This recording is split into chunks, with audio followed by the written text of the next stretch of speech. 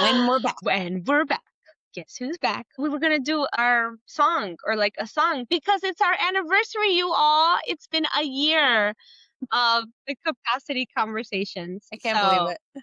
I can't believe it. Time flies. Time is fluid. Well, for those joining first time, let me do the little intro and then we'll get into this episode. We are two women from each coast of the USA having challenging dialogue about self-trust, transformation, and the reality most modern millennials are facing today. Do we actually have the capacity to do all the things we want to do? If you're joining us for the first time, my name is Raquel Sands. I'm a clarity and work strategist supporting freedom seekers, freelancers, solopreneurs, consultants, and even if you're in a 9 to 5, but you're all about sovereignty and self-sufficiency. And my goal is to help you create and sustain peace, purpose, and prosperity. And my awesome, fantabulous, awesome, I said awesome twice, co-host Sarah, I'll pass it on to her to introduce herself. Hi, can you hear me? Yes. Okay, good. My audio cut out for a second there. I was like, no, troubleshoot. I am in the business of technology issues apparently sometimes. But truly, I'm in the business of rewilding real estate. That's my business. I have been admin and tech support, honestly, in some roles. I just recently left my role as a staff support person in a real estate office. So that is a huge shift. And so I'm back to being a full-time agent. And I have a lot of time now to focus on eco-villages and those types of developments that I've been so passionate about part-time. And so now just this week, in my first week of doing this, I reached back out to a lot of these communities that I want to support and also bring energy to with the Eco Village Tours, the first ever Pacific Northwest Eco Village Tours happening July 2027. So I'm getting that planned. What else? I mean, the capacity to do that has been such an evolution for me, to listen to my interests and my skills and my gifts and what lights me up in a way that I feel like I can actually bring value and beautiful work to the world and my environment around me. That's my interest in this podcast, particularly around our capacity in this day and age to actually do the work, capital W work, that we want to or are meant to do in this life. That's right. Yeah, so that was beautiful because this episode is about, well, we're titling it How Our Work Writes Our Story, and capital W because it's not like what you get paid to do. It's not just the title that is given to us, arbitrary project manager, accountant of whatever, capital W of potentially what is our purpose or what is it that where we want to plant and harvest, and what is it that we want to give in life and that provides for us and that we give nourishment to it. So that's this episode is all about our work journeys, our income potentially journeys, and how that has shaped us, how we have been shaped by it. We have a lot to get through, but I guess we can go over kind of high level maybe what we've both worked into. What are the different things? Because I know Sarah's been in real estate and she's done a lot of other things. So maybe we'll just start kind of high level introducing that. Sarah, you still there? I am, but I don't know what happened. No. I tell you, building a new computer is really exciting. Just a thing. Okay. Oh, am I here? there you go. You're here. All right. I just unplugged the webcam and plugged it back in. Good thing I have tech support experience. Yes. Where, our work writes our stories. Where do you want to start? I'm sorry. No, you're good. You're good. No, you're good. I was just saying that our work writes our story, and then saying maybe we can, before we get into all the juice of the substance, maybe we do a quick, I don't know how quick, but a backstory of the different things we've done for work, maybe build context and then tell people where we're doing now. And then maybe we get into all the stuff just so that we can maybe give a lay of the land. So what do you think? Yeah. Do you want to start or do you want me to start? Yeah, sure. I can start. My God. I'm where's the beginning? Yeah, that's the question. Yeah. So I guess for me, I didn't know what I wanted to be when I grew up.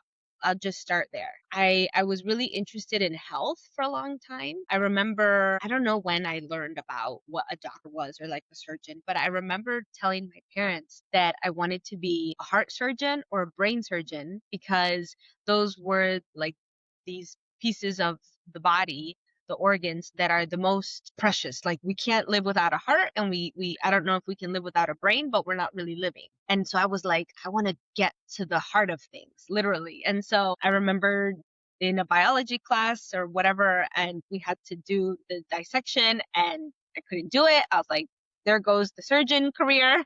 I can't even do the dissection. And so for a long time, books, reading, writing, like just thoughts and thinking and words, like that consumed a lot of my life. And so I thought I was going to be a writer. I journaled all the time. I got that degree. I ended up getting an English degree after trying different things, nutrition and global affairs. And I thought, I just want something practical. Everybody's going to need a writer. Who knew about AI? But like at the time, everybody's going to need writers and editors and whatever to be able to communicate whatever it is. Communication is key. So I'll have a job regardless of where I'm at. That was my thought, as well as being able to do something that felt good. Like I enjoy words and I enjoy stringing words together and thinking through thoughts and things. I always worked. I helped my dad with his business when I was in middle school. He had a trade school teaching men how to do air conditioning, heating, refrigeration. So I would help my dad after school in his business. So I think I learned early on, or like I got to see, my mom has a master's degree and she went on that whole journey of staying in a 9 to 5, working for the school district. And then I saw my dad kind of piecemeal and puzzle piece his career, his income journey, being a teacher for air conditioning, and then being a maintenance man, being a handyman, and then having a school for men, up to 20, 30 men at a time, and getting them certified to do their trades. So I'm very happy that I got exposed to both, because I was like, regardless of what you do, it's what you want to do. Like money wasn't the end goal. I think both of my parents showed different ways of embodiment and how they can find their own path.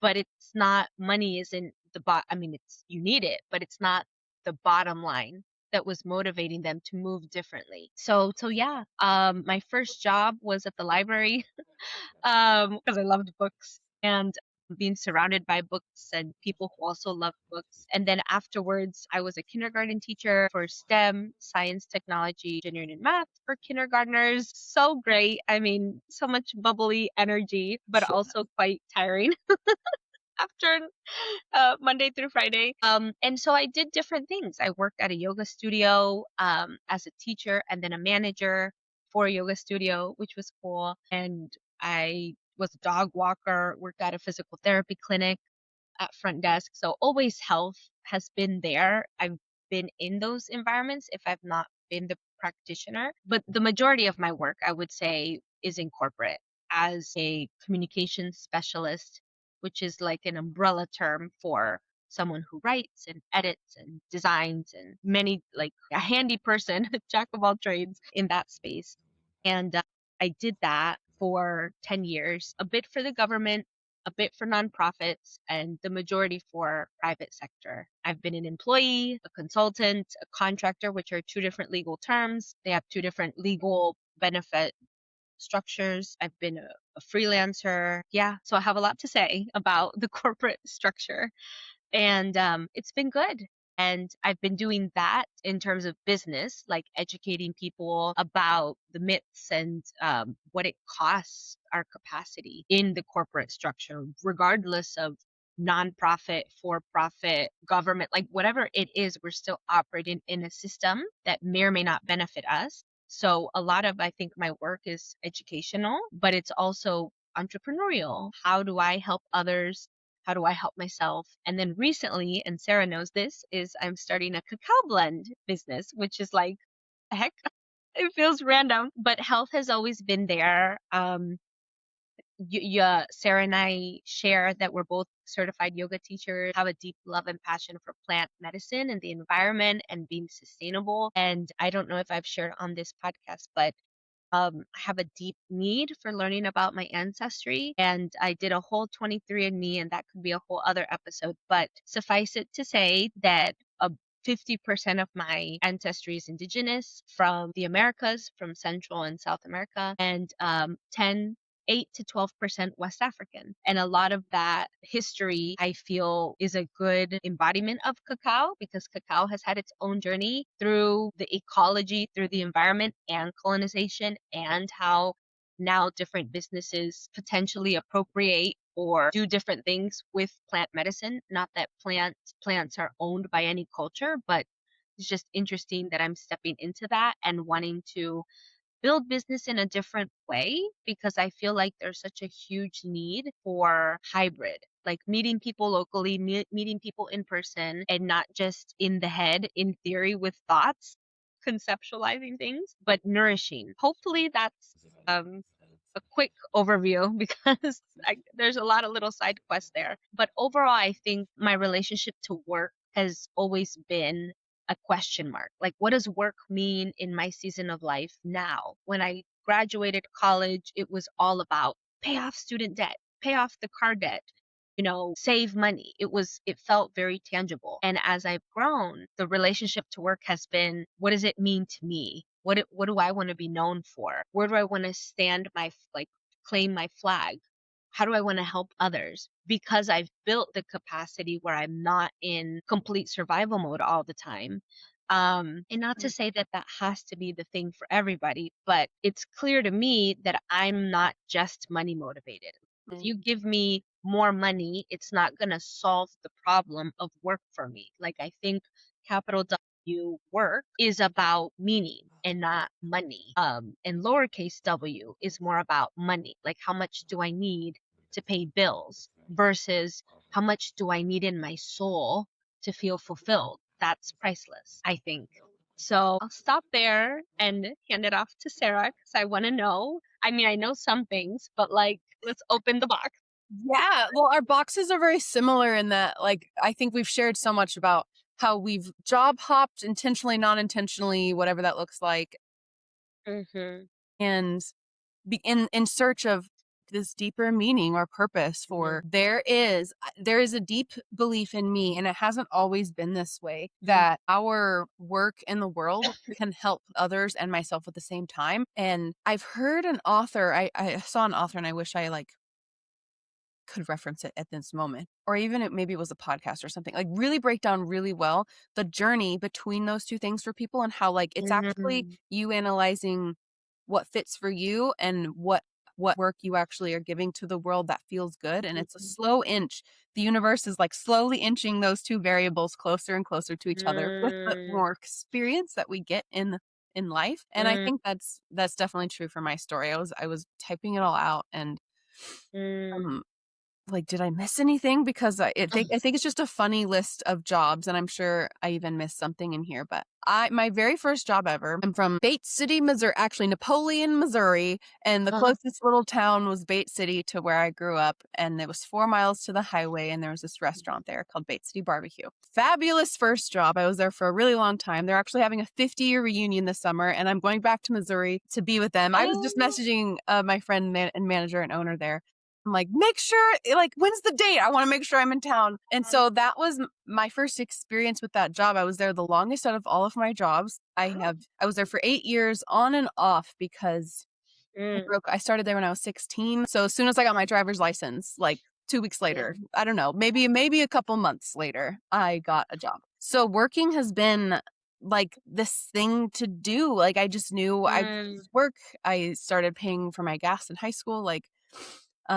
Big part of the culture I grew up in, and really I learned very recently. So I'm talking about the very beginning of my work journey, very, very recently in the job I just left. Even though I was leaving the job, I remembered I like working. I like doing something with my life, and not that work is the only thing you can do, but I have what calls me to it is the fact that I do something good for the world through my work. And how cool is that? And at this restaurant, I did every possible role there is. But I went from where I have a lot of experience in restaurants. So Bay City Barbecue, my mom worked in a printing warehouse, sometimes. My first summer out of high school, I worked for the Scantron Testing Center Oh during my all God, of those Scantron Scantron. bubble tests, the ones that the computer couldn't read, those have to be entered by hand. So I did that for a summer. I know. And I was working, of course, at the restaurant part-time during this too. When I had wrist surgery, I had to quit the restaurant job because my arm was in a cast. And I went to work at a bank. I worked at a commercial bank, small town. It was interesting, and I learned a lot.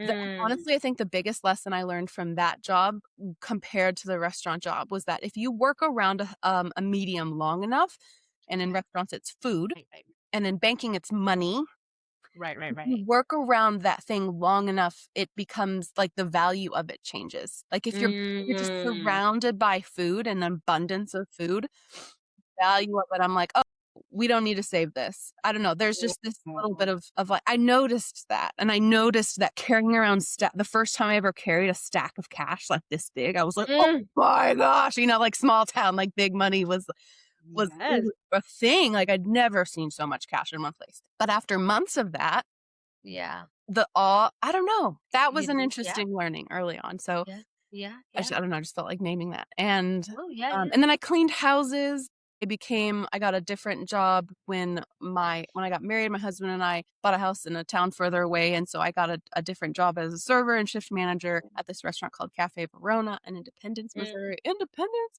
And then I got a manager position at Lulu's Thai Noodle Shop. So I accepted that in downtown Kansas City.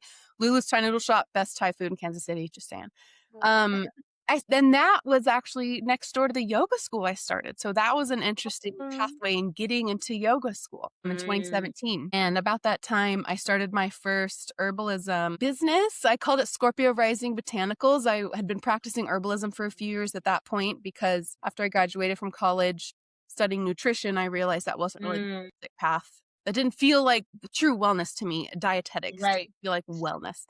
So I was still looking for wellness, like holistic, and I don't know, school started in there, herbal school started in there. That was 2016. And then started my first little brand because I was just experimenting with making products like crazy. And I was giving away my products like crazy. So I thought, what if I just go to the farmer's market and sell these products? And I started to earn money for the things I had such joy in making already. And I felt studying plants was like the thing that woke me up. I truly go back to that a lot. And in college, I was a good student. And so work, like I said, I started working at 16. And so work was this thing that we have to do.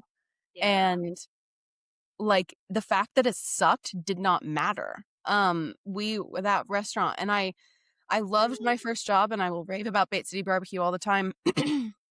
And one of the things that I remember, and I think about it quite often these days, that they told us, because it was staffed by a lot of women, a lot of girls and young women. And we were told that if you had a really bad period, like that wasn't a reason not to come to work. And it was this culture of, we know it hurts, we know it sucks. And of course, I mean, it happened where really bad, really, or when you got sick, I mean, if it was like a job, emergencies happen and you have to take care of yourself. But I think early on that set a tone for myself that cramps, bloating, like all of the, and my periods I've changed over the years, and sensing into like, oh no, this is bad, I need to lay down, has been medicine, but also this sucks, we're gonna push through it anyway, is also medicine. And that was the early work medicine that that was my first experience with work. And like, no, this sucks, but that doesn't really matter. So I think that's one of the reasons I kind of moved through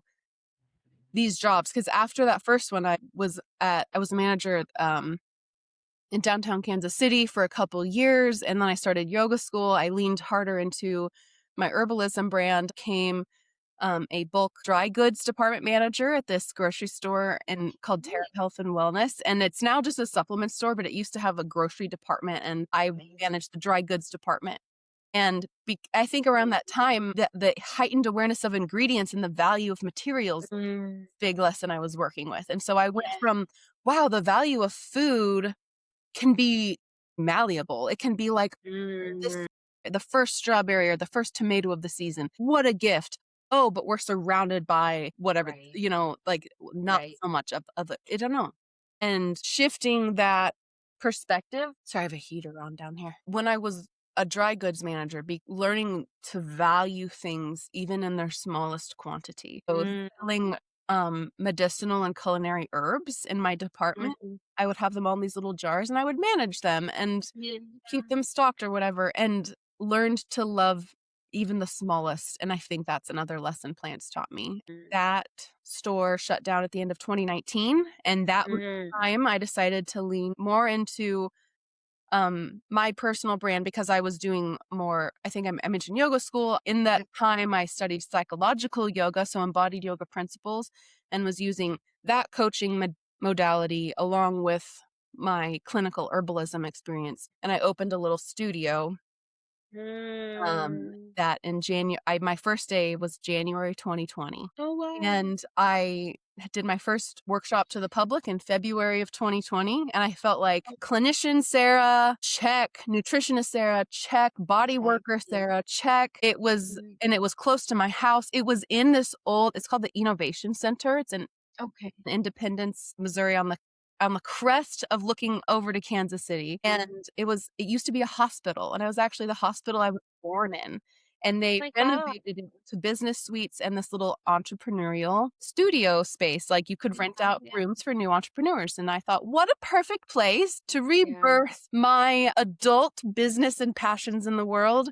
In the place that I myself was born, and like, what a journey, how beautiful. And then in March of 2020, they shut Yeah. down that building to the world. And I don't think I realized at the time how much of a blow that was to my sense of Mm, value and my work and my journey with mm, all of it. Because I didn't know until I think at the time, that was also the era where I acknowledged what anxiety felt like in my body. I think because mm. of my relationship to work, like anxiety and meaning it as that was just something I just naturally pushed through. Yeah. And being forced to be still with what was true anxiety. Yeah, I think it took me, I mean, 5 years to like digest this fully. And it's 2026 now. And I can look back at, okay, that was the break in my Mm. work story Yeah. that Yeah. Yeah. truly shifted. Like it was kind of Mhm. a forced shift Yeah. into what I now believe is the deeper layers of all of that work. So I got a remote job during COVID. I'm doing social media marketing. That job is what allowed me to be mobile enough to sign up for the Wilderness Awareness School Naturalist Mhm. 9-month course. And a few months into moving to Western Washington from Missouri, Mhm. um, in this new move, that company that I was working for downsized and they needed to lay people off. And so I lost that job pretty quickly after moving to Western Washington. And so I went back to my roots. I went back to restaurants. I became a cook at a fancy restaurant in Duval called Flavor Bistro. That was really Mm. weird. He had like ingredients from all over the world, like kangaroo and python, and very odd. Yeah. In that, and then I left that job for a few months because I was taking a month off to go to Alaska. And that Mm. was, the first time I didn't work for a month in my whole journey. That was the period where I stopped working. One, because I was going to Alaska to meet up with Justin, my husband, and we had a lot we spent a month in the dark of Alaska and to work on our soul and our marriage. But that was my first experience with, okay, I'm not working for this Mm. time. I didn't even have a remote gig at that time, and I Mm. came back to Duval and started real estate school. And I did Mhm. not work for real estate school. I was in this naturalist program during the day, and I would take real estate school at night. And I still think that was a little bit of that, like, just grind, Sarah, just grind. Even though it was very deep, meaningful, like rooting in with, no, I found something that ticks, like once, like I said about the having that studio, it like ticked all these boxes, and Mm. deciding to go into real estate, it was another one of those. This ticks all the boxes for me. This ticks Yeah. nutrition, this ticks environment, this ticks Mhm. like like the not terrain, not germ theory, terrain theory, but like the idea that our terrain and our environment is part of our digestive Right. process. Because to Right. me, Right. I didn't want to be a dietitian for that reason. Like, it wasn't just about how it was digesting here and now. The body is an environment that's always changing, and our bodies are in a body in an environment that's always changing. And how do we make that the healthiest it can be? Right. That's right. So just in a place now where even accepting the staff position, like, and knowing that I kind of felt like it didn't work out or that I failed in some way, Mm, which it kind of sucks, but also it's bringing me back to rewilding real estate in a way that I didn't expect. I didn't anticipate. I never thought I would be doing this type of work, but I mm, to like food, community, because I don't know if I said this about Bait City Barbecue, but like the community aspect of that small mm, restaurant in the small town in between two small towns. Like, no, Bait City yeah. doesn't have a school district. The towns around it do. And Okay. so there was just this smallness that created Yeah. a sense of intimacy that I think I've been looking for again, like, just the village. It all kind of does go back to the village. And when I talk about intentional community now with people, we often are talking about a development, a real estate development to some extent. But at the end of the day, like, small towns are intentional communities too. Big towns, cities are intentional communities. Some people thrive in like New York City and Seattle and San Francisco, and that is their village, their community. I can't argue with that. I am a country mouse. Those are the city mice. And if they feel at home in that kind of noise, cool. That's right. I was trying, yeah. That's my journey. And I'm getting to the point where, because I think in earlier episodes, I talk about being raised kind of a fundamentalist and an Mm-hmm. extremist. And I think even when I started real estate, I was like, eco villages are the way. They're the way. They're the future. And just because they're the future doesn't mean they're the only right way. So Right. that's where I'm at. 100%. 100%. Oh my God, there's so much gold in there. I mean, the whole thing. I think the thing with, because I feel like I've seen it all in the corporate space. So like I've worked with like Deloitte and Uber that are multinational, international, and I've also worked with tiny little nonprofits that are 13 people. That's Yeah. where I'm at now. And so I'm also like, I realized throughout the journey that I don't work well in big spaces. So I'm not a city person. I don't know if I'm a country mouse, but I'm a suburb. I'm in the middle because I like the balance. I like having, and it's all a learning thing. I think as we work in learning about ourselves, like that's, I think, the most valuable work is knowing ourselves in Yeah. any life season, in any time of our lives, because what was helpful information at one point may not be helpful now. Like I loved what you said about like the pushing through is helpful, but not always. Yeah. And being able to Definitely. pause and heal is helpful, but not always. And I will say, as a woman, and maybe this will help other women, as like it's hard in work environments being a woman because of it was not made for us emotionally, mentally, physically, spiritually.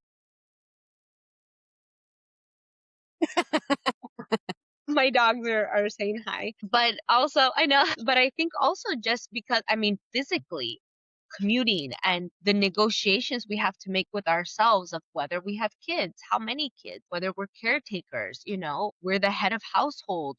Like all of these other things, I think inform the choices we make differently than men do. For sure. I mean, I have a friend right now who she's pregnant for the first time in her life. And that's exciting in and of itself. And at the same time, she's having this renegotiation because she's a contractor. Her role is as a contractor.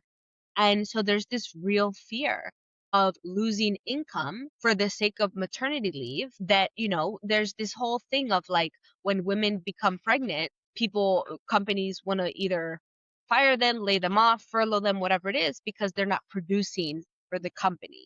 And even though women are literally creating life and they're becoming, ecosystems in and of themselves, it's not valuable to company, but it is valuable to society because we're creating mini consumers and mini employees. But it's just, I just mentioned that because I think as women, we also have another added layer. Physically, every month we menstruate and then we go through menopause and like all these things, and work impacts us differently, physically, mentally, emotionally, than it does men, because I think their hormonal cycle works every day the same way. Mhm. So they have that energy to tap into. So just wanted to say that as women, we have another kind of special sauce to Yeah. consider as we do all that. Yeah. I wish I had considered that sooner, honestly, because like I said, Mhm. my first experience with work was like these female cycles don't matter here. And Mm, they matter to the degree that, like, we can't let it fully impede. And gosh, I really have such a Libra mindset about this one because it's like with a staff of mostly women, you can't okay, we're all gonna sync up. You can't just not staff the restaurant a week. I know, I know, I know. And I think that that mentality did help me survive during the time where I needed to Mm, grind. And I didn't mention this, but when I started real estate school and I said that that was the first time in my life I wasn't working because I treated my investment in my future as my work. And that mm, mindset shift that I had to go through in order to break that my hours are my value. The hours before I can mm, give something is my value. I had to break that mm, mentality because, I was no longer giving it to an entity. mm, I was also, in this naturalist program training at night. And so in order to pay my rent, I was painting houses, I was cleaning Airbnbs, I was doing landscaping hourly work for anybody I could find. I was doing work trade right. for my landlord. And then after I moved, Mm, I think God had another landlord that I could do work trade for. And so I was chipping away at rent and simultaneously gigging it wherever I could and yeah, burning the candle at both ends, like yeah. grinding until I remember carrying because I was I went when I went back to work after being and then I was a summer camp counselor. I cannot forget that because that's how I hurt my spine. What? Because I was a camp counselor for a parkour summer camp in Seattle, Kong Academy. If you have a kid who needs to just get it out, go to Kong Academy. My gosh, it was so, so fun. But like practicing front flips in a state of extreme, No, like pushing. girl, I no. think, and then emotionally, I was in a place where I was like kind of just breaking down as a heart and Right, soul. right. My body broke. I bulged Yeah, in my back because I yeah. think I was beyond capacity. I was Mm, working for yeah. months beyond my capacity, and at the end of Mm, that camp counselor and then I that summer, and then I took a job mm,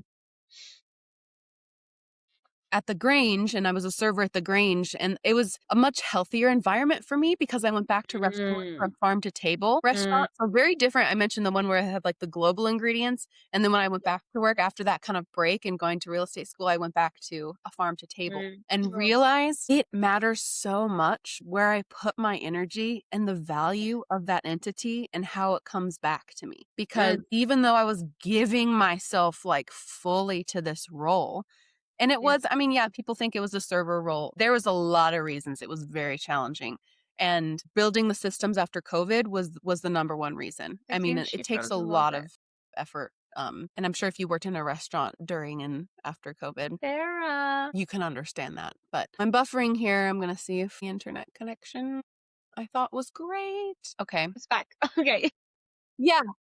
So, yeah, I hope all that came through, but that listening to how you are is so basic, but so Mm, not important in several work environments. How you mm, are doing is not a factor of most, I feel like most oh, yeah. work cultures. Yeah. It doesn't Yeah. They matter don't how care. you're doing in They most. don't care. They don't care. Yeah. And I wanted to say when you were talking about like not being able to staff the kitchen for a week or like the restaurant for a week, something lit up in my brain because a friend of mine here in Northern Virginia, we're like neighbors with Maryland, and so we're right there. And there's this bakery that, and this might be new. I don't know if it's always been the case, but they have a very particular schedule to honor their employees. Mm, So they said, I've never been there, but my friend was like, we should go because they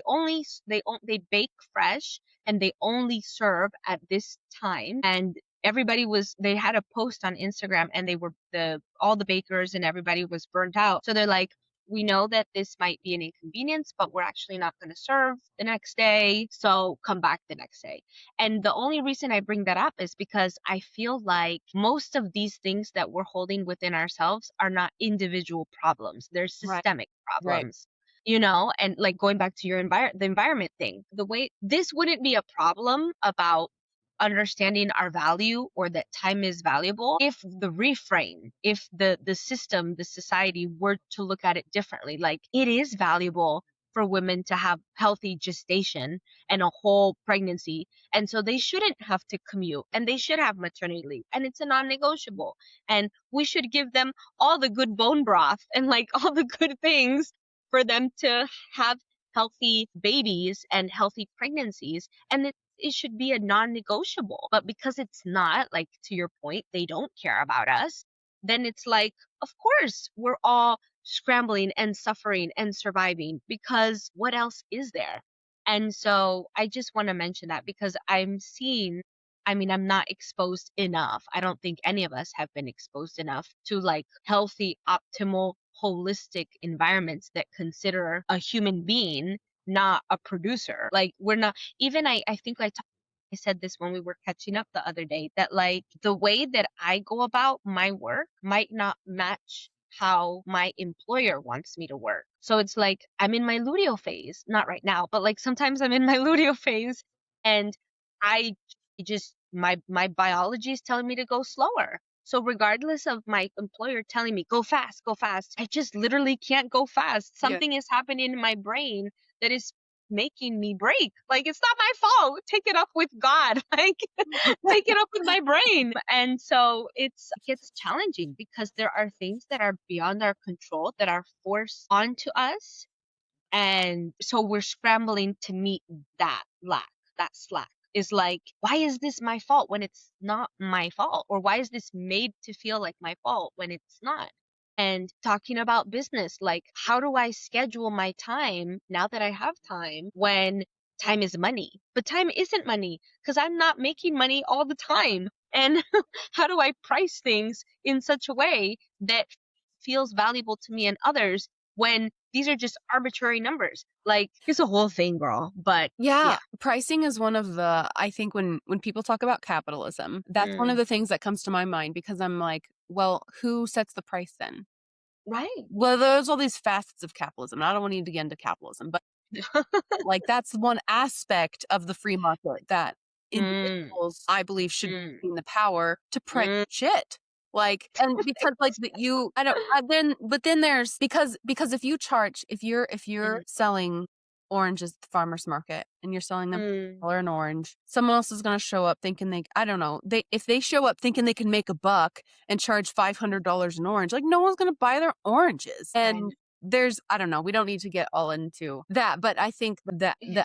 the hourly wage thing and the fact that it gets so ingrained so early on, Right. that's another thing that I think had to break in my mind mentally somewhere in the real estate journey is like Yeah. money Yeah. is so neutral. Money doesn't give a crap how you make it. Money can be Mm-mm. made in so many ways. Right. Justin tracks Wall Street every day. And I'm like, it is crazy to me that people are, in my mind, sometimes it's just Right. gambling because it is. It's just It gambling is. It sometimes is. if you don't know what you're It doing. is. But No, trading, it and there, is. it's like this whole ecosystem of money making potential. Yeah. And people Potential do like the whole GameStop thing. Some people became millionaires from that. on Yeah. that chance. And I think Yeah. there is because we emphasize because people need resources too. I think it's Right. really easy to look at people with them and Mm. Mm. they whatever story we want to make up about rich people, Mm. whatever. Mhm. Mhm. Mhm. Mhm. Mhm. But I kind of realize at the end of the day, I'm still one of those people who wants to be that person who can make money easier and not Yeah. work until I'm sick or work Right. until I hate my life. I mean, that's the goal for me is that I can work in a way that feeds me and my community. And maybe when I'm gone, the legacy will make the world better after I'm gone. Like that's to Yeah. me the and some people and I don't have kids yet. And catch me 5 years from now. If I have children, it might be like just to leave my kids with Yeah. to work in a way that provides me the space to spend time Mm. with them. I mean, that's another huge goal. I've 100%. mentioned that on a previous episode. Like, if I want kids, I don't want to be 100%. working this much.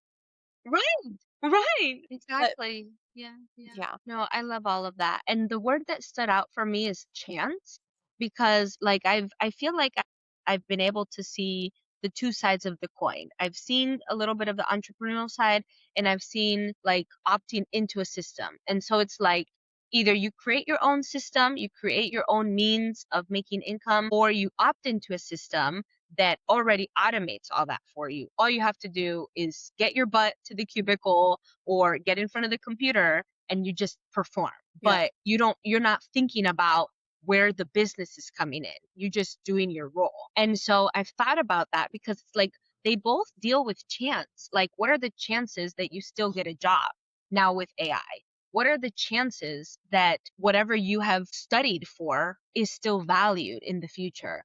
And on the flip side, what is the chance that your business succeeds, that people are going to value you, and that you're creating a sustainable system, repeatable, functional system for people to find you? Like, we're all gambling because the system is not stable, but we're taking different chances depending on what we're comfortable with, depending what we know in this moment. And it's hard, like taking a chance on ourselves for the future, taking a chance for the present health, mental, emotional, all the things. And I don't know, for me, I'm not trying to like, it's the government's fault. I don't even know what role the government has. I really feel that it's not at an individual, like, I watch YouTube videos about fast fashion and sustainable things, and a lot of the argument I see is like, there's only so much we can do as individuals. Like, even if I do all the thrifting in the world and I buy secondhand and I do trading, and maybe I don't even get into a business where it's for money. Maybe it's bartering. Maybe it's all these other things. But I'm one in a billion or however many people there are. And so at some level, I mean, we get to a limit where like we need systemic solutions. We do need hybrid work. We do need in-person work. We do need people that value women's bodies in the workplace. We do need maternity. We do need like legal infrastructures that support us so that we're not forced to face these things alone. And then, at least for me, like big thing was my mom told me flat out, you're a woman, you need a degree because it's going to be hard for you to get a trade. You're not going to be a mechanic. How are you going to work with all men? How are you going to go and do roofing and installation? Like, not to say that women don't have their own trades of like cosmetology and massage and whatever, but it's hard. And so my mom was like, I'm thinking for your safety, your future safety, just get a degree. And I think that's why she got a bachelor's. She went for a master's. She would have loved to go for a doctorate. And to my mind, I was like, I didn't even want a bachelor's. I wanted to be some sort of yoga teacher nomad in Sedona, Arizona. Chill the fuck out. And so check mark on the yoga piece, check mark on being a nomad in the corporate space. But I just think that it goes back to like the knowing who we are and what do we value in our lifestyles, in what we want to embody in our lives. Because even I tried working for the government, wasn't for me. I tried working for a big organization, wasn't for me. And I just knew. And it's like it's like when you try on clothes or you test drive a car. I really feel that there's a disservice done upon us that we're not able to test careers or like test work systems. We have to already make all these investments, literal investments, but also mental, emotional investments into certain paths before we even tried it. Doctors and lawyers have to invest so much of their time and energy just to get in it, to start practicing. And then it's like, well, shit, what happens when you can't find a job in that specific niche as that specific specialization? It's like, what are you supposed to do now? Like, not be a doctor? Like, you could, but it takes a strong will and resources. So I think being able to experiment and like the job hopping, like I really love how Sarah and I have done so many things because it's like we have multiple threads to pull from now and we haven't bottlenecked ourselves and we've developed resilience. And I know we've got other things, but I just, yeah. The resilience piece is interesting. I was just looking at those notes too, because I mean, I just thought of another job as you were talking. I was like, oh, right. I was a research assistant too. I was a public health research assistant for a medical college. And that was part of college, actually. It wasn't the college I went to, but the resilience to to become a general, well, I think two things along the resilience piece. There's like the resilience to become a generalist, because I think Mm, like if you're going to go to law school or mhm. go to medical school, because I looked at law school last year and was like, oh my gosh, that would be what I do with the rest of my life. I mean, I would hope if I'm going to spend Right. $200,000 on a degree, I hope that that's what I choose to do with the rest of my life. But just saying, if anyone wants to offer me a scholarship for law school, I'm just taking it. I'm going to keep putting it out there until someone offers me law school. Or at least a discount. I mean, for fuck's sake. Just insane. You want to do like good, powerful work in the world, and they charge like a Mm, soul for, or at least a lifetime for education sometimes. And I think that's insane. And it's a whole nother, actually, that's a point along the resilience path, because mm. that's another thing I learned early on, is that I could learn by working. Yes. I could learn trades, skills. I could learn about people. I could put myself in environments I never would have thought I would be in. I found myself, especially this day and age, like in circles that I never saw coming, like the real estate investors, where I'm like, oh, bring me the private money people. I'm learning about the difference between hard money and private money and government money, and like what's first market, secondary mortgage market. Like there's so many layers to what Mm, I don't, I mean, would hope that I don't know more than I know. And putting myself in places where I get to learn comes through work. And so we don't have to have the same experiences with work, but I think the fact that people need to work will always be true because of my understanding of metabolism, because of my understanding of not just human nature, but of nature. No species on this earth survives without consuming another species. Like yeah. there is death and life happening simultaneously all the time. And so I think the idea that we would work in service to a higher purpose isn't like Mm, salient to a lot of people. I think a lot of people, they just want to go in, put in their time and leave. mm, mm, And I think what the capacity conversation, what we are proposing is that work, if you tap into it in regard to you living out your life story in service to what we might call a purpose, mm, or and I said early on, like what you were meant to do in this life. I don't know if I believe in destiny, but I do believe mm. in the value and purpose of human life. And even Yeah. if that value is to witness, like Mm, bear witness, like yeah. truly like witness this life in a way Yeah. that doesn't just pass you by. And Right. I think that's my fear for myself and a lot of people, Mm, is that we're going around kind of in this like absent way, living in this realm that offers so much. I mean, like this mm, life mm, giving world offers such beauty that I think that, I don't know, tapping into that is kind of the antidote to my own like misery and depression and sorrow. And I think there's this psychologist that says like that's the responsibility of us as people, is to fight against like the horrible morality or mortality, like of our mm, impending doom. And so what joy and what service can we offer through our work for those around us and the next generation? Because it is about me, it is about tuning into my, actually, that's some of the journal prompts. We want to offer journal prompts to yeah. help people discover, like, what is this thing that I have to do before I die? And can I tap Mm, into it and know it? I think the key too is learning it early enough in life that you can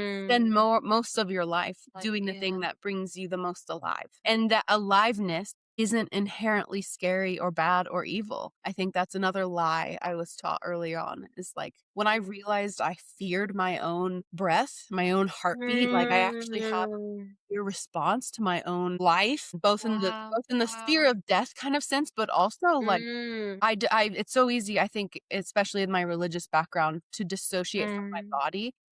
mm, But it has been a tremendous like journey to mm, come into it in a way that both feels safe and what I think, not just safety, but exciting, because there's wisdom there. mm, There's actual learning in the somatic experience that can mm. happen and inform me, that can help me write my story. I feel like a co-creator in the writer of my life story, because I get to choose how I work. It's so cool. And also It is. scary as hell, you know?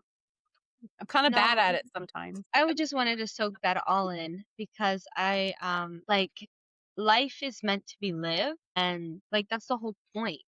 And I think, at least for me, there was a huge resentment when I started working, like getting paid for my time. There was a huge resentment about like, I'm wasting my time here. Like, what Mm. the fuck am I doing just sitting in a cubicle? Nothing of this is going to matter because it's just checking punctuation or doing whatever because this entity is trying to get a government contract that may or may not affect me ever, or may or may not really affect people ever except their bottom line. And all I want to do is go dance. Social dancing was huge in my 20s. And I'm like, I just don't want to be tamed. I just want to live life. And I think that's why so many of our 20s is like, let's do a gap year, let's travel, let's immerse ourselves, let's explore. But where do you get resources for that? Where do you get capacity for that? Where do you get safety for that? And I love what you talked about with death and nature and all that, because we're all going to die. We're all ending up there. And that feels very sad and scary. And I think it's a special type of um to embrace that. Actually, I think there's like a memento mori. I think it's a Latin expression Yeah. or something, and it's like just knowing that you're gonna die. And I think knowing that, just really knowing that, allows us to build capacity emotionally, mentally, financially, spiritually, for like, what is it that I really want to prioritize?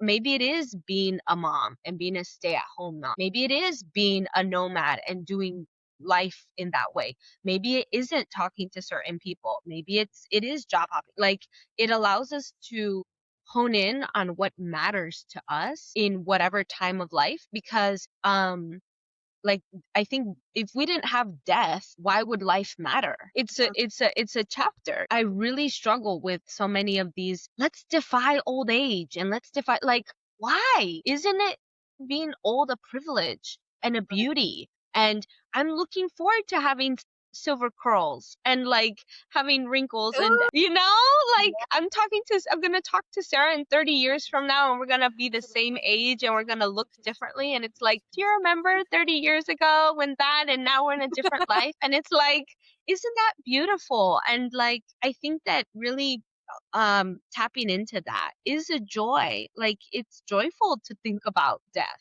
because it makes life meaningful and purposeful. And I remember being so scared of that word purpose. Like, what is my purpose? And I think purpose is fluid. And I think the purpose now in my life is different than in my 20s because I have a totally different outlook and I have a totally different needs. And I wanted to say something about resilience, that we have a note here about like the accepting that it's uncomfortable. It's uncomfortable to not know what we need or to sit with death. And it's uncomfortable not knowing how we want to feel sovereign, or like what bound, like, life is uncomfortable. And, all these different resilience elements, resilience to life and work. And all of that is work. Like, even this podcast, as Sarah and I excavate parts of our life and ourselves, this is work. Like, it takes work to sit with this, and probably work for you all to listen to this and digest this, and things will come out in, I'm not trying to get too graphic, but like, when you after digestion, things will also come out, and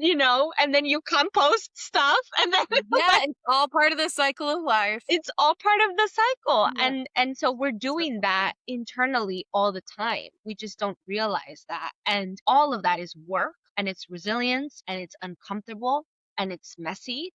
And do we get paid for any of this? No. But is it meaningful, and does it inform how you then want to get paid? How you want to receive, like, reciprocity? I truly believe that money is a distraction. I feel like the less I focus on money, the more I focus. Again, anniversary episode. I tell Sarah, can you believe 1 year ago, I reached out to you. I was a random ass person on the internet being like, do you want to be on my podcast? You don't know me, but I think you're really cool. And And I was like, I love random people on the internet. Let's be friends. And, I don't know if what my intention was like a business thing. Like, she taps into this whole world of rewilding real estate that I want to talk with somebody who talks about that stuff, because I don't talk about it. That's not my wheelhouse. And I was looking at it through one lens, and who would have thought that the value is so much more. Like I have a soul sister now. I have well, in Spanish is like a comadre, like a sisterly bond, a soulmate. I have a deep friendship. Went to see her in person. Like who would have known all of that root? It was there because I just saw the top surface level value. And that's why I feel like money and let me just work this job. Oh, that was something that I wanted to say about like hobbies. Is like I have a friend that she works, she does her job, but then she has hobbies. She loves crochet, all other stuff. And I feel like that's good. And at the same time, it means that she's trying to find meaning in something because the meaning is not being met at work. And going back to what Sarah was saying about like this intent, this project, this series of capacity conversations, it's like, but we're meant to work fully and be filled with it. And it's not just something like I'm checking in, but I'm kind of checked out here, but I've checked into the job. And no, like work can be so much more. I mean, this is work right now and Yeah. nobody paying us and it's Right. so fulfilling. There's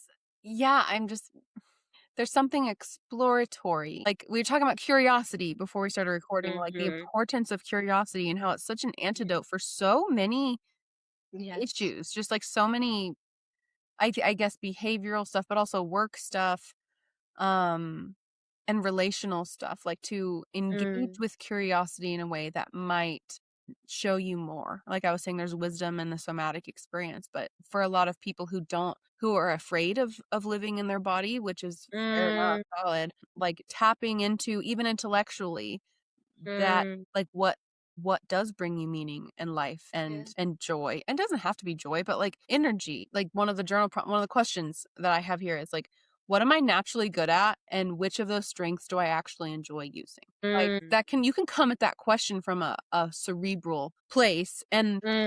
And I mm-hmm. wanted to emphasize like the life phase aspect that you're speaking to. It's like some of Yeah. what we're talking about. And just in this conversation, I'm like, oh, right, I was a karate teacher too. Like that was my first job working with kids. It's like I didn't even mention there is this, like looking at this list is kind of crazy. Also, being turning 34 this year, I'm 33 right now.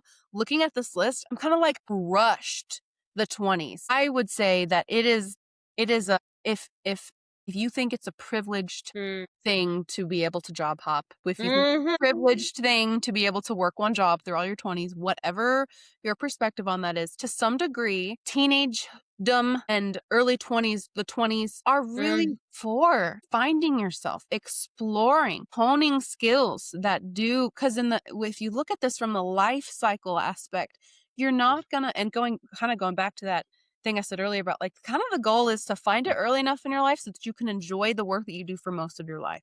Because if you look at yeah. your whole life, if you learn who you are and then find Mm, something you're good at that you actually enjoy and you get to like hone it later is in your life before mm, you die, like that's kind of the mm, goal, isn't it? Isn't that like the joy of what could be our service to the yeah. greater universe? I don't know.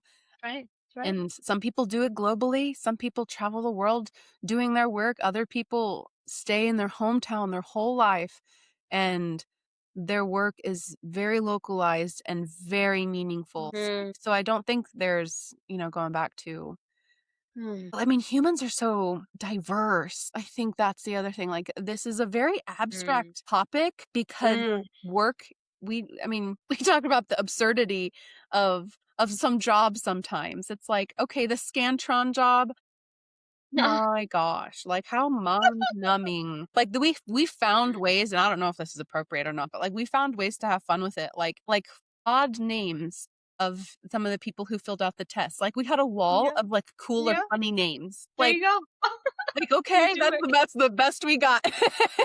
Or and then I Yeah. don't in shit work, I think there's some beauty in that too. Um Mm-hmm. of when you Mm-hmm. have to call upon your inner bootstrapper, that Mm. you can believe you too can make it through like the grind if you need to, and getting to the point where you can actually be fulfilled by whatever grind you're putting yourself through. that's cool too. 100%. 100%. Yes.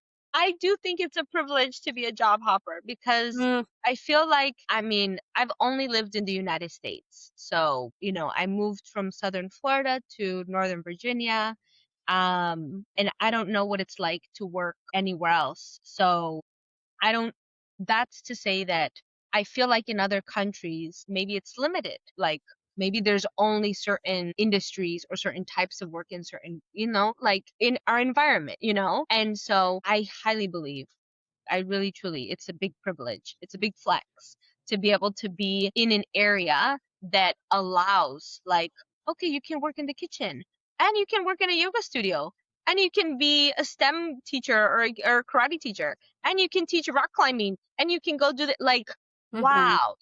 And not to say that the money is the same or like the input output is the same, that you're working the same amount of time in the same way, but still the ability to learn so much about ourselves and learn so much about how we work with others and in a way that, our lifestyle is pretty incredible.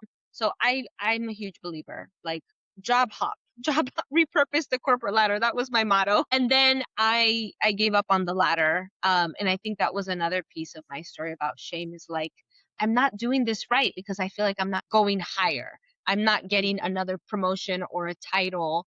I'm not staying in an organization. I've not stayed in a place more than 2 years. So like, what the heck is wrong? Am I the common denominator or is the ocean I'm swimming in the common denominator? Like, what's the problem here? And I think a lot of my journey was about solving, what am I solving for? Like, is this a money thing? Is this a feeling thing? Is this the work that I'm doing is not, or the people? And so I don't know. I feel like more information could also just be more information. It can get a lot. And so being mindful along the way, checking in, which I think is really important about pausing. We have a note here about practice. It's a practice about work, how we work, when we work. We have a note about we're not all having the same experiences about work and our ideas change. And yeah, I think it's just if you're also in your 30s, and the thing that I think about most is like, well, now with AI doing so many things and trade work potentially being in out, but also not being the path because not everybody wants to go get a trade. Not everybody wants to work online. So it's like, I really do think that the big systemic questions of like, what does it mean when people can't make money? Because AI, you don't pay AI to do jobs. So what does it mean to offset?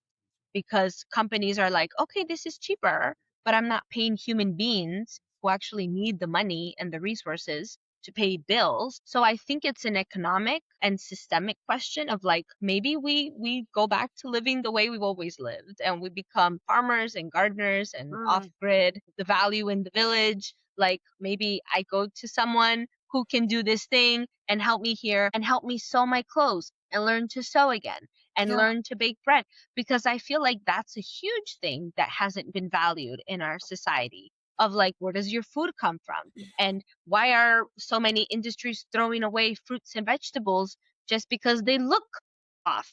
Like, what the heck is So that? much, so much. I love following, So like, the dumpster divers on social media. yes, yes. Because it's like it's a value. And it's like so even the concept of what is valuable, why was so much value placed on diamonds and not like cool little crystals that come from whatever granite, whatever. I'm not a geologist, but like local rocks that are in your area. Like there's nothing wrong and putting morality to value. Oh my God. I just want to say that work is in everything that we do and it's never ending, because to live is to work, like your body is Work physically exerting, is yeah. working. Yeah. Something's And dying to keep you alive. That's the something, rule. yes, yes, yes, exactly. And so I guess just well, I think we have some journal prompts, and I think for me, just having grace and patience, because it's not easy, and one answer today won't maybe be the same answer tomorrow. So there's that. It's like Yeah. things change. And And since we're going to get into the journal prompts too, I'll say that something we noted is that you don't have to get to know yourself. I think that was an interesting point Mm. in our planning that we kind of realized it's true. You don't have to. Like the type of work that we talked about earlier, where you there, and I know these people. They are fulfilled by going to work, putting in their physical presence, doing the grind, and Hmm. then going home because their hobbies are more fulfilling to as hobbies. They don't Right. want to tie a monetary value onto their hobbies. And so they would rather go put in time somewhere that they don't have a deep relationship with. And that is also true of like discovering yourself and your inner service or Yes. your purpose, if you want to call it that. And I love talking about life purpose, and I'm just kind of a life Mm. purpose junkie.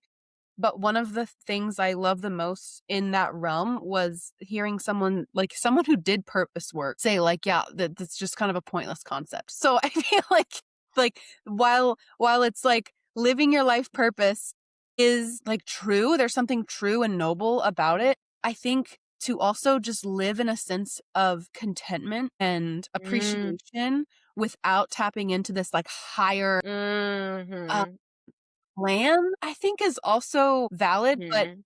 the emphasis I wanna make here is that there is Mhm. medicine to having knowledge about ourselves, and just because you don't have to if you don't have to, you get to, and so it is a privilege to know yourself if you have the spaciousness to learn. And so this mindset is, I think, one of gratitude, because any of these journal prompts, if you actually don't let AI answer for you, but write down your own inner thoughts and process and feelings and reflections, what you Mm. learn, I think, actually could point you in the direction of more meaningful work. And that's, at least in this conversation, the point we want to get across is that it is really fulfilling to do work that we find deeply personally meaningful. Yes. And I do want to say that a life purpose it does matter. And I don't think that it's got to be extravagant, complicated. Like my life purpose is to be, I don't know, a mystical plant medicine curandera something. Like I don't think that's my life purpose. Like I think that it can be nuanced and I think it can change, but I think it matters. That's my opinion. I'm just trying to diss whoever said that it doesn't matter because I'm like, what? Why not? Like all life matters. Even the little ants that I will never know, they matter. Like things matter. And I think making things not matter is problematic. It's what allows for time to become priced when time is priceless. So that's all I'm trying to say. I just really wanted to say that because let the record show Raquel does believe in purpose, Yeah. Yeah. and that people say that life doesn't or like there's no life purpose. There is. It just doesn't have to be this magical mystical thing, but there is. That's all I wanted to say. Okay, continue with the journal prompts. No, I hear what you're saying, and I agree. I think in this context, it was this call to like not think, and I it's so interesting how I feel like throughout my life, Mhm. like I can feel myself change my mind about things like this in particular, because I'm Mm. also thinking of a different teacher who, in the same way, explained why hope wasn't important because it kind of Mm. puts yourself in the future, or like Mm. acknowledging that what you have isn't good enough, or I don't know, there's all these reasons to Sure, see both yeah. sides of that argument, I guess. But like to your point too, like even if you don't have this plan or like higher, yeah, it doesn't have to be extravagant, but simply acknowledging, and like I think it goes back to like the witnessing, like being with yourself, Yeah. being with your Yeah. environment, acknowledging that there is, and that's That's an right. inside job. I mean, I don't know if I can even name what that looks like for everybody, but No. Right. Right. And yeah. and right. And the thing with like hope is hard to like if I'm in a sucky moment and I'm like, what are you talking about? Have hope. Like I'm in pain right now. And I think that I would hope. I would I don't know. I would seek out, I would anticipate, I would expect, I don't know. I don't know that we could hold space for like the two and that one doesn't cancel out the other. And I think that's what we do also. That's what we do on our awesome capacity conversation is like capacity looks differently at any point in time, but it's like the willingness, the ableness, the desireness to like, am I like this is a little side quest, but like I decided to be on birth control in my 20s, even though birth control has risks, But I decided that because I needed my period to be regular. And so I decided to cancel out one thing for another thing. I was like, I don't have capacity to get on a whole nutritional, regimen and change my, like, I don't have money for that. I'm for that. I just need this thing that's going to help my body get to where it needs to be for this time. And that was enough. After, I don't know, I was on the pill for like 10 years. And then after that, I was like, okay, I don't need this anymore. Rip the bandage off. And so I guess what I'm proposing is that, like, maybe sometimes we can't hold life purpose or like hope in the same space in certain things, but not to cancel it out officially. And I Yeah. just want to say that to the people listening, because, like, I'm not saying always be hopeful. No, cry, rage, but also know that there will come a time. Like, everything in moderation, and all things have their time and place. I just don't like things going to extremes. I think that's true of both of us. And this whole Yeah. podcast is like, we steer away from extremes because they're not helpful, or they can be sometimes, but not always. Most of the time, not. I think they're helpful in like showing what is in clarification. Yes, Because thank to you. be able to hold hope, my gosh, it's like such a vague, abstract, arbitrary concept. but in the time, because they're not going into the extremes. I mean, that's one reason, because even too much hope, for the same reason, too much purpose Yeah, right. can keep you fixated no, this, I mean, and I felt this way kind of with when I was letting go early on, when the rewilding real estate became like, oh my gosh, intentional communities have to be the future, because to me, they solve the loneliness epidemic, the food system crisis, the health of our food, like the quality of our food, not just access, not just affordability. It does help with affordability, the housing affordability crisis. Yeah. And the fact that most adults don't have like friends anymore. We don't have the village. We don't have, and then all of our services, including childcare, school, travel, all of it costs extra, and it's in isolation. So to me, I could go on and on and on about why I think that intentional communities are the way. And then I realized, my gosh, there is not one model, there is not one anything that shows that is a metric on the health of an intentional community. And if New York City is an ideal intentional community for someone out there, who the hell am I to say that that's not really good for them? Right. And same with too much hope puts us too far in the future of, well, I don't have to do the thing here and now because I'm just hopeful that it's happening in the future. Yeah. So the happy medium, all of that is very important, which is why, like, the curiosity. So I'm just going to read some of these prompts that I have. Please. Yes, please. Because the opening the space of curiosity and allowing that extremist mindset, which I think is present, especially in modern day Americans, like, holy shit, you guys, like, if you're not on one side of the fence, you're on the other side, right? And so it's just, it's getting insane. And so I think that most people, though, still know how to hold this curiosity about even the other side, even if they're not a part of that party. And that's something I came to last year. And I think I spoke to this in a previous episode when I turned 33 and that silent journey I did, to track the Missoula floods. That was a great journey. But I realized in that solitude and that silence and that ritual for myself that I want to be, and almost feel like I have to be, this voice for moderation of like, I want to pick a side sometimes, but I think it's more helpful maybe in this day and age too, to kind of dig my feet in the sand in the middle, because if no one's holding the common ground, it will always be this ambiguous space. And so I think that's the role of like mediators or moderators or peacemakers or builders. And I see myself as someone who really is striving to be that, because I did come from a culture of extremes. And so the journey from knowing what I want or knowing what I don't want into this space, like, well, what, here's the questions, Yeah. Yeah, because this like opens up a space for deep learning. So I'm just going to read here on one. So feel free to pause or write them down or rewind or anything. But the core of some of these, like looking for your career. And what activities make me feel energized, engaged, and fully myself? What does fully myself mean? Let's not get into that right now. What does that mean to you?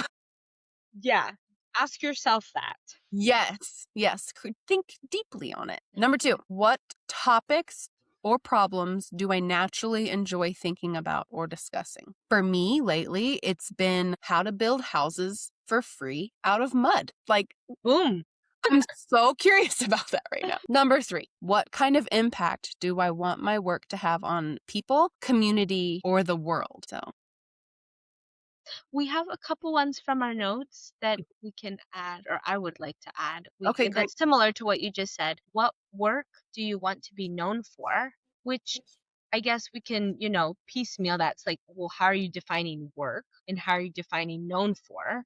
Because work, as we've talked about, isn't just necessarily an income thing. And known for is like, well, Sarah knows me for something. So if that's enough for me, then that's enough. Like, is known for in my community? Like potentially these questions you could have 10 questions with one question, but what work do you want to be known for? Yeah. Another one is, what do you like doing that brings you alive? And what does aliveness mean? Like, how does it feel in your body? And are you always trying to feel that feeling, or is it most of the time, not some of the time? And then the last one we have, well, potentially one or two more. What is the work you have to do before you die? Which could go back to the you want to be known for, or maybe not. And then this one is just interesting, as Sarah and I we're noodling, we're brainstorming on this, of like, can we trust ourselves with the truth that we actually hate something or dislike or whatever about what we are doing? For me, the key word is like, can we trust ourselves with the truth? Yeah. Because it's like, as we're excavating, it's like maybe we don't want to admit to ourselves that I just want to be a ranch girl. I just want to be off grid. I do want to be a corporate lady and make 7 figures. Like whatever that truth is or whatever that lifestyle is, maybe that's really hard because it might rub against something like what Sarah was saying about her journey of like, we have to push through, but then also like we have to pause. And like there are lessons within all of ourselves and kernels and seeds. And it's like, is that what we're trying to water right now? Are we trying to tap into that right now? I don't know. And can we trust ourselves to fail, or like in building resilience? And that could be interesting because that can, I think, explore like certain types of work require certain types of resilience, and like what safety and security so look and feel like for each of us. So I love the journal questions and this whole exploration, because work is life. Work takes up so much of life, literally, figuratively. And I'm sure as Sarah and I continue to grow and evolve and shape our stories, that like work will also. And so being able to share that. And a quick side note, we have a playlist. We're adding more songs to it. You didn't know. So check that out.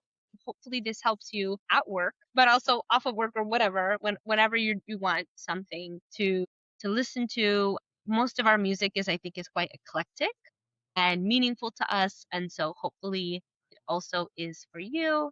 I'll hand it off to Sarah before we wrap up. Yeah, that's the theme song of this episode is "The Show Must Go On" by Queen. Our work journeys have been one of there is for me anyway, and I love this Mm, question about can you trust yourselves as we fail, because it will. The death and rebirth process and this sort of discovery is very real. For me it was very tangible, like, and I could feel this sense, this like gut, sometimes it's like deep gut sense of failure, that like, oh, mm, I failed at that story, but then integration really is supportive and community is very supportive, and people witnessing me through my growth has been so helpful, mm. because it actually needs those I needed to fail at those things in order for the next thing, like the next bud, to open or form. Yeah. So yeah, the show must go on, ladies and gentlemen. I will leave. I think there's a few more prompts that I have that I think are just so Yeah. good. Go. Yeah. Because I think this is valuable. Even if you're like, no, I love my job, some things could be fixed. And I think the question of what values are non-negotiable for me in a career. If you have one big Mm, value aspect that's a riff, like identifying what mm, needs to change and if that's possible. Mm, And I think I already asked what am I naturally good at? Like, I think that's yeah, just such a valid question. What of it's those true. strengths do you actually Yeah. enjoy doing? And then already, what have I felt most proud or fulfilled of in my life or work up until this point, and Mm, why? mm, Acknowledging in your own life, this thing that I did made me feel so good. And even if it wasn't yeah. related to your work, Yeah. I think that's very helpful. Yeah, limiting beliefs, the people that you're drawn to are curious about what's one small low step risk you could take in a direction that Mm, actually might bring you more fulfillment. And I'm going to leave you with the last question, which I feel like is the biggest question of my life. But what kind of daily lifestyle do I want? And oh how yeah. should my work support that? Because to me, it's always come down to how do I want to spend my days? My answer is that changes throughout the season. I need space in my life to hit gardening season hard. I love growing food. And if I don't get that in my yearly cycle, I feel like my light dims a little bit. And that's That's that's right. what I've discovered. And so I prioritize that these days. Is I got my little seeds and sprouts I close to putting in know. the ground. So yes, may all of these be sprouts and seeds in your life, and may your journey be winding and meaningful Yes. and enlightening. Yeah. So yeah, work truly can shape the story of our lives, and it's not everything about who we are, but it's a big part of Yeah. it. Right. That's right. Okay, y'all. Well, we'll see you all in the next one. This project is almost coming to an end, I guess. We decided on a year. We will have more. Sarah and I are Mhm. besties now. But just to let you all know that we have a couple more episodes. So stay tuned for more, and thank you so much for being on Mm, this journey with us. It's been amazing. And yeah, sending you all lots of love. lots of love. Thank you.